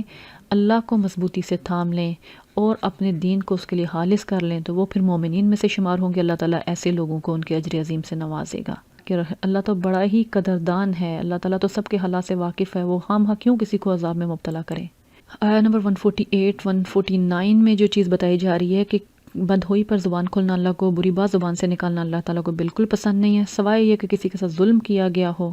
وہ اپنے اس ظلم کو بیان کرنے کے لیے کر سکتا ہے، بتا سکتا ہے۔ اور مسلمانوں کو کہا جا رہا ہے کہ اگر تم کھلے چھپے بلائی ہی کے جاؤ یا ان کے درگزر کر دو تو اللہ تعالیٰ جو ہے وہ بھی بڑا معاف کرنے والا ہے اور قدیر ہے۔ اب اس کے بعد آگے اہل کتاب سے مجادلہ ہے، ان کے غلط عقائد کی تردید کی جا رہی ہے، تو اس لیے شروع میں جو آیات آئی ہیں، آیا نمبر 150 152 میں جو کہا جا رہا ہے کہ جو کفر والے ہیں، جو اللہ اور اللہ کے رسول کا انکار کرتے ہیں، وہ لوگ ہیں جو اللہ کے رسولوں میں بھی فرق کرتے ہیں، کہتے ہیں ہم بعض پر ایمان لائیں گے، بعض کا انکار کریں گے، جبکہ جو ایمان والے ہیں، جو اللہ اور اللہ کے رسول پر سچے دل سے ایمان لائے ہیں، وہ رسولوں میں کسی کے درمیان فرق نہیں کرتے۔ اولئک سوف یؤتیہم اجورہم وکان اللہ غفور الرحیم، یہ وہ لوگ ہیں جو اپنا اجر یقیناً پائیں گے، اللہ غفور الرحیم بھی ہے۔ آیت نمبر 153 سے 155 تک یہود کا ذکر ہے، ان کے سارے جرائم کا ذکر ہے۔ اب وہ جو مطالبے نبی کریم صلی اللہ علیہ وسلم سے کر رہے ہیں، اللہ تعالیٰ ان کے جواب میں ان کی پوری تاریخ جو پیچھے سورہ بقرہ میں ہم نے پڑھی وہ بیان کر رہے ہیں کہ یہ بہت سارے مطالبے اور سوالات موسیٰ علیہ السلام کے سامنے بھی رکھ چکے ہیں، ان سے لکھی ہوئی کتاب مانگ رہے ہیں، ان سے یہ مطالبہ کریں ہم اللہ کو دیکھنا چاہتے ہیں۔ حالانکہ ان کا اپنا طرز عمل کیا رہا ہے کہ جب ان سے احکامات کو بدلنے والے تھے، ہر معاملے میں زیادتی کرنے والے تھے، ہر وعدے کو توڑنے والے تھے، اللہ کی یاد کا انکار کرنے والے، انبیاء کا قتل کرنے والے، اور پھر بزوں میں خود کہنے والے کہ ہمارے جو دل ہیں وہ تو غلافوں میں محفوظ ہیں۔ تو اللہ تعالیٰ کہہ رہے ہیں کہ یہ در حقیقت ان کے کفر کے سبب اللہ نے ان کے دلوں پر مہر لگا دی، یہ ایمان لانے والے نہیں ہیں، اور پھر یہ اپنے کفر میں اس حد تک بڑھے کہ انہوں نے مریم علیہ السلام پر بہتان لگا دیا۔ یہاں یہ بہت بڑی بات ہے جو کہے گی کہ ان کے سامنے یہود کے سامنے مریم علیہ السلام کی زندگی تھی، جب عیسیٰ علیہ السلام کی پیدائش ہوئی، جو معجزہ دیکھا، جو گہوارے میں انہوں نے کلام کیا، اس وقت کسی نے حضرت مریم علیہ السلام پر کوئی بہتان نہیں لگایا، کوئی ان سے بدکاری کا الزام ان پر نہیں لگایا گیا۔ ایون اس کے بعد حضرت عیسیٰ علیہ السلام جب جوانی کی عمر کو پہنچے، نبوت سے سرفراز کیے گئے، جب ان کو یہود کو ان کی غلط کاریوں پر تنبیہ کرنے لگے تو پھر اس وقت انہوں نے عیسیٰ علیہ السلام پر اور مریم علیہ السلام پر بہتان تراشی شروع کر دی۔ تو اس لیے اللہ تعالیٰ کہہ رہے ہیں کہ اس حد تک اپنے کفر میں بڑھے کہ مریم پر بھی سخت بہتان لگا دیا، حالانکہ یہ خود حقیقت جانتے تھے کہ انہوں نے کوئی غلط کاری نہیں کی تھی، اور پھر اس حد تک بڑھے کہ خود یہ کہہ بھی رہے ہیں کہ عیسیٰ ابن مریم رسول اللہ کو ہم نے قتل کیا ہے، بجائے اس حرکت پر شرمندہ ہونے کے اس کو خود اپنے ذمے لے رہے ہیں۔ اور خیر ان کا جواب آگے دیا جا رہا ہے، اللہ تعالیٰ کہہ رہے ہیں نہ انہوں نے اسے قتل کیا، نہ انہوں نے صلیب چڑھایا، بلکہ یہ معاملہ ان کے لیے مشتبہ بنا دیا گیا ہے، اور جو لوگ اس میں اختلاف میں پڑ رہے ہیں وہ بھی شک میں پڑے ہوئے ہیں، کسی کو بھی حقیقت کا علم نہیں ہے، بلکہ اللہ تعالیٰ نے انہیں اٹھا لیا۔ اللہ تعالیٰ عزیز بھی اور حکیم بھی ہے۔ پھر مزید یہود کے جرائم گنوائے جا رہے ہیں کہ وہ پاکیزہ چیزوں کو جو اللہ نے حلال ٹھہرائی تھی ان کو حرام ٹھہراتے ہیں، لوگوں کو اللہ کے رستے سے روکتے ہیں، سود کھاتے ہیں جبکہ انہیں اس سے منع کیا گیا ہے، لوگوں کے مال باطل طریقے سے کھاتے ہیں۔ ایسے لوگوں کے لیے اللہ تعالیٰ کرے میں نے عذاب علیم تیار کر رکھا ہے۔ لیکن ان لوگوں میں سے جو راسخون فی العلم ہیں، جو سلیم الفطرت لوگ ہیں، ان کے بارے میں اللہ تعالیٰ کہہ رہے ہیں یہ وہ لوگ ہیں جو اس سب تعلیم پر ایمان لاتے ہیں جو نبی آپ کی طرف نازل کی گئی ہے، نماز قائم کرنے والے ہیں، زکوٰۃ کی پابندی کرنے والے ہیں، اللہ پر اور یوم آخرت پر ایمان رکھنے والے ہیں، ایسے لوگوں کو اللہ تعالیٰ بہترین اجر عظیم سے نوازے گا۔ آیت نمبر 163 میں کہا جا رہا ہے ان اوحینا الیک کما اوحینا الی نوح والنبیین من بعدہ، اور پھر سب کا ذکر کیا جا رہا ہے کہ نبی صلی اللہ علیہ وسلم جس طرح پہلے انبیاء کی طرف دعوت بھیجی کی تھی، وحی کی گئی تھی، اس طرح آپ کو بھی وحی کی جا رہی ہے۔ آیت نمبر 165 میں کہا جا رہا ہے کہ اللہ تعالیٰ نے یہ سارے رسول خوشخبری دینے والے، ڈرانے والے بنا کر بھیجے تاکہ ان کو مبعوث کر دینے کے بعد لوگوں کے پاس اللہ کے مقابلے میں حجت باقی نہ رہے۔ اللہ تعالیٰ عزیز بھی اور حکیم بھی ہے۔ آیت نمبر 170 میں سب لوگوں کو اسلام کی طرف دعوت دی جا رہی ہے، یا ایھا الناس قد جاءکم الرسول بالحق من ربکم فآمنوا خیر لکم، اے لوگو تمہارے پاس رسول حق لے کر آ چکا ہے تمہارے رب کی طرف سے، ایمان لے آؤ، یہ تمہارے لیے بہتر ہے۔ آیت نمبر 171 میں نصارہ کے عقائد کا رد کیا جا رہا ہے، انہیں کہا جا رہا ہے لا تغلوا فی دینکم ولا تقولوا علی اللہ الا الحق، کہ اپنے دین میں غلو نہ کرو اور اللہ کی طرف حق کے سوا کوئی اور بات منسوب نہ کرو۔ پھر عیسیٰ علیہ السلام کی جو ہستی اس کی وضاحت کی جا رہی ہے کہ عیسیٰ ابن مریم اس کے علاوہ کچھ نہیں تھے، کہ وہ اللہ کے ایک رسول تھے، اللہ کا ایک کلمہ تھے جو اللہ نے مریم کی طرف بھیجا، ایک روح تھی اللہ کی طرف سے۔ اور پھر ان سے کہا جا رہا ہے کہ ولا تقولوا ثلاثۃ انتہوا خیر لکم، تین مت کہو، باز آ جاؤ، تمہارے لیے یہ بہتر ہے۔ انما اللہ الہ واحد، بے شک اللہ ایک ہی واحد معبود ہے، سبحانہ ان یکون لہ ولد، وہ پاک ہے اس سے کہ اپنا کسی کو اس کا کوئی بیٹا ہو، زمین و آسمان کی سب چیزیں اسی کی بادشاہت میں ہیں، اسی کی ملک ہیں، اور اللہ تعالیٰ جو ہے وہ کفالت اور خبرگیری کرنے کے لیے کافی ہے، اس کو کوئی بیٹے کی یا خاندان کی ضرورت نہیں ہے۔ عیسیٰ علیہ السلام نے کبھی اس چیز کو آر نہیں سمجھا کہ وہ اللہ کے بندے ہوں، اور نہ ہی فرشتے اس چیز کو آر سمجھتے ہیں۔ مومنین جو ہیں وہ اللہ کی عبادت کو اپنے لیے آر نہیں سمجھتے، اور جو اللہ تعالیٰ کی بندگی اختیار کرنے کو آر سمجھے اپنے لیے اور تکبر کرے، آر سمجھنا یعنی شرمندگی کا باعث سمجھنا یا حقارت کی علامت سمجھنا۔ اور پھر کہا جا رہا ہے کہ جو کوئی اللہ کی بندگی کو اپنے لیے آر سمجھے اور تکبر کرے اس کے لیے عذاب علیم ہے۔ یہ لوگ اللہ کے سوا کسی کو دوست اور مددگار نہیں پائیں گے۔ پھر سب انسانوں کو مخاطب کر کے کہا جا رہا ہے یا ایھا الناس قد جاءکم برہان، اے لوگوں تمہارے رب کی طرف سے تمہارے پاس برہان آ چکی ہے اور اس نے تمہاری طرف ایسی روشنی، واضح روشنی بھیج دی ہے کہ اب تمہیں صاف صاف رستہ دکھانے والی ہے۔ اب جو کوئی بھی اللہ کی بات مان لیں اور اس کی پناہ ڈھونڈ لیں، اس کو مضبوطی سے تھام لیں، یہ وہ لوگ ہیں جو اللہ کی رحمت میں داخل ہوں گے، اس کے فضل کو پا لیں گے، اور یہی وہ لوگ ہیں جن کو وہ اپنی طرف آنے کا سیدھا رستہ دکھا رہا ہے۔ سب لوگوں کو دعوت اسلام دی جا رہی ہے۔ آخر میں کلالہ کے بارے میں حکم دیا گیا، اس کے وراثت کے بارے میں حکم دیا گیا ہے۔ کلالہ ایسا فرد ہے جس کے والدین بھی موجود نہ ہو، جس کی اولاد بھی نہ ہو، صرف بھائی بہن ہو، تو اس کی وراثت کے بارے میں کہا جا رہا ہے۔ اگر کوئی ایسا شخص بے اولاد مر جائے تو اس کی ایک بہن ہو تو اس ترکے میں سے نصف آئے گی۔ اگر بہن بے اولاد مرے تو بھائی اس کا وارث ہوگا۔ اگر میت کے وارث دو بہنیں ہوں گی تو وہ 2/3 کی حقدار ہوں گی۔ اگر بھائی بہنیں ہوں تو پھر وہی ہے کہ بھائیوں کا دگنا اور بہن کا آدھا حصہ ہوگا۔ اللہ تعالیٰ واضح احکامات دے رہا ہے۔ اللہ تعالیٰ کہہ رہے ہیں کہ یبین اللہ لکم ان تضلوا، اللہ تعالیٰ تمہارے لیے اپنے احکامات واضح کھول کے بیان کرتا ہے تاکہ تم گمراہ نہ ہو۔ واللہ بکل شیء علیم، اور اللہ ہر چیز کا علم رکھنے والا ہے۔ سورہ نساء کی تعلیمات کو ایک نظر ان پہ پھر دیکھ لیتے ہیں کہ اس میں اللہ رب العالمین نے ان میں حسن معاشرت کی تعلیمات دی ہیں۔ سب سے پہلے تقویٰ کی نصیحت کرتے ہوئے یتیموں کے بارے میں واضح ہدایات دی گئی ہیں، پھر نکاح کے بارے میں کہ محرمات کا تفصیلی ذکر کیا گیا ہے۔ اس کے بعد ہم دیکھتے ہیں کہ بیچ میں ہمیں امانتیں اہل لوگوں کے سپرد کرنے کا حکم بھی ہے، اور اللہ اور اللہ کے رسول کو اپنا حتمی حاکم مان لینے کا حکم دیا گیا ہے۔ اب اس کے ساتھ ساتھ اللہ رب العالمین میں اس میں ہمیں اہل کتاب میں سے یہود، ان کے عقائد کا رد کیا گیا ہے، نصارہ کے عقائد کا رد کیا گیا ہے، مشرکین کے عقائد کا رد کیا گیا ہے، شرک کی بڑی سخت نفی کی گئی ہے، اور ان تینوں جو گروہ ہیں ان کو اسلام کی دعوت دی گئی ہے۔ ان سارے احکامات کے بیچ میں ہمیں جہاد کے بارے میں واضح احکامات ملتی ہیں، اور منافقین کے طرز عمل کو، ہر طرح کے منافقین کے طرز عمل کو بالکل کھول کر بیان کیا گیا، ان کی حرکتیں کھول کر بیان کی گئی، انہیں تنبیہات کی گئی ہیں، اور مومنین کو بتایا گیا کہ ان کے ساتھ تم کس طرح کا معاملہ اور رویہ رکھو۔ منافقین اور مستضعفین میں فرق کرنے کا بتایا گیا ہے، اور جہاد کے بارے میں تلقین کی گئی ہے، ترغیب دلائی گئی ہے۔ اللہ تعالیٰ نے اپنے بہت سارے وعدے جو مومنین سے کیے ان کا ذکر کیا گیا ہے۔ تو اللہ تعالیٰ نے اس مدنی سورہ میں، اگر ہم سورہ نساء کو مدینے کے ان حالات میں جو کہ جنگ احد اور غزوہ بنی مصطلق کے درمیان پیش آئے تھے سامنے رکھ کر پڑھیں تو آیات بالکل کھل کر سامنے آتی ہیں، اور منافقین کے رویے کو سمجھنا اور منافقین کے بارے میں جو تعلیمات دی گئی ہیں ان کو سمجھنا بہت آسان ہو جاتا ہے۔ اللہ تعالیٰ سے دعا کرتے ہیں کہ اللہ تعالیٰ ہمارے ایمان کو خالص کر دے، ہمیں توحید خالص پر عمل کرنے والا بنا دے، ہماری زندگیوں سے شرک نکال دے،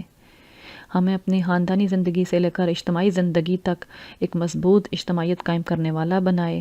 مکمل شریعت پر عمل کرنے والا بنائے، اور ہمیں توفیق دے کہ اس کتاب کے پیغام کو سب لوگوں تک پہنچانے والے بنے، ان کے اس وقت دنیا میں جتنے بھی غلط عقائد پائے جاتے ہیں ان کا حکمت کے ساتھ ہم رد بھی کر سکیں اور احسن انداز میں مجادلہ کر سکیں، تاکہ اللہ کے بندوں تک اللہ کا پیغام صحیح انداز میں پہنچ جائے۔ اللہ تعالیٰ ہمیں اپنی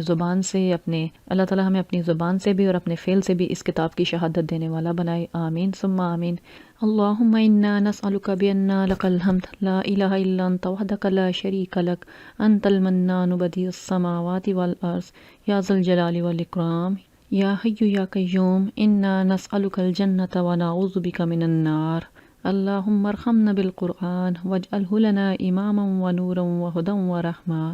اللہم ذکرنا منہ ما نسینا وعلمنا منہ ما جہلنا وارزقنا تلاوتہ آناء اللیل واطراف النہار واجعلہ لنا حجۃ یا رب العالمین۔ اللہم انا نسألک بکل اسم ہو لک سمیت بہ نفسک او انزلتہ فی کتابک او علمتہ احدا من خلقک او استأثرت به في علم الغیب عندک ان تجعل القرآن ربیع قلوبنا ونور صدورنا وجلاء احزاننا وذهاب همومنا وغمومنا۔ اللہم اقسم لنا من خشیتک ما تحول به بیننا وبین معصیک ومن طاعتک ما تبلغنا به جنتک ومن الیقین ما تهون به علینا مصائب الدنیا۔ اللہم متعنا بأسماعنا وابصارنا وقواتنا ما احییتنا واجعلہ الوارث منا واجعل ثأرنا على من ظلمنا وانصرنا على من آدانا ولا تجعل مصيبتنا في ديننا ولا تجعل الدنيا أكبر همنا ولا مبلغ علمنا ولا تسلط علينا من لا يرحمنا آمين صلى الله تعالى على خير خلقه محمد وعلى آله وأصحابه وذرياته أجمعين برحمتك يا أرحم الراحمين آمين ثم آمين يا رب العالمين.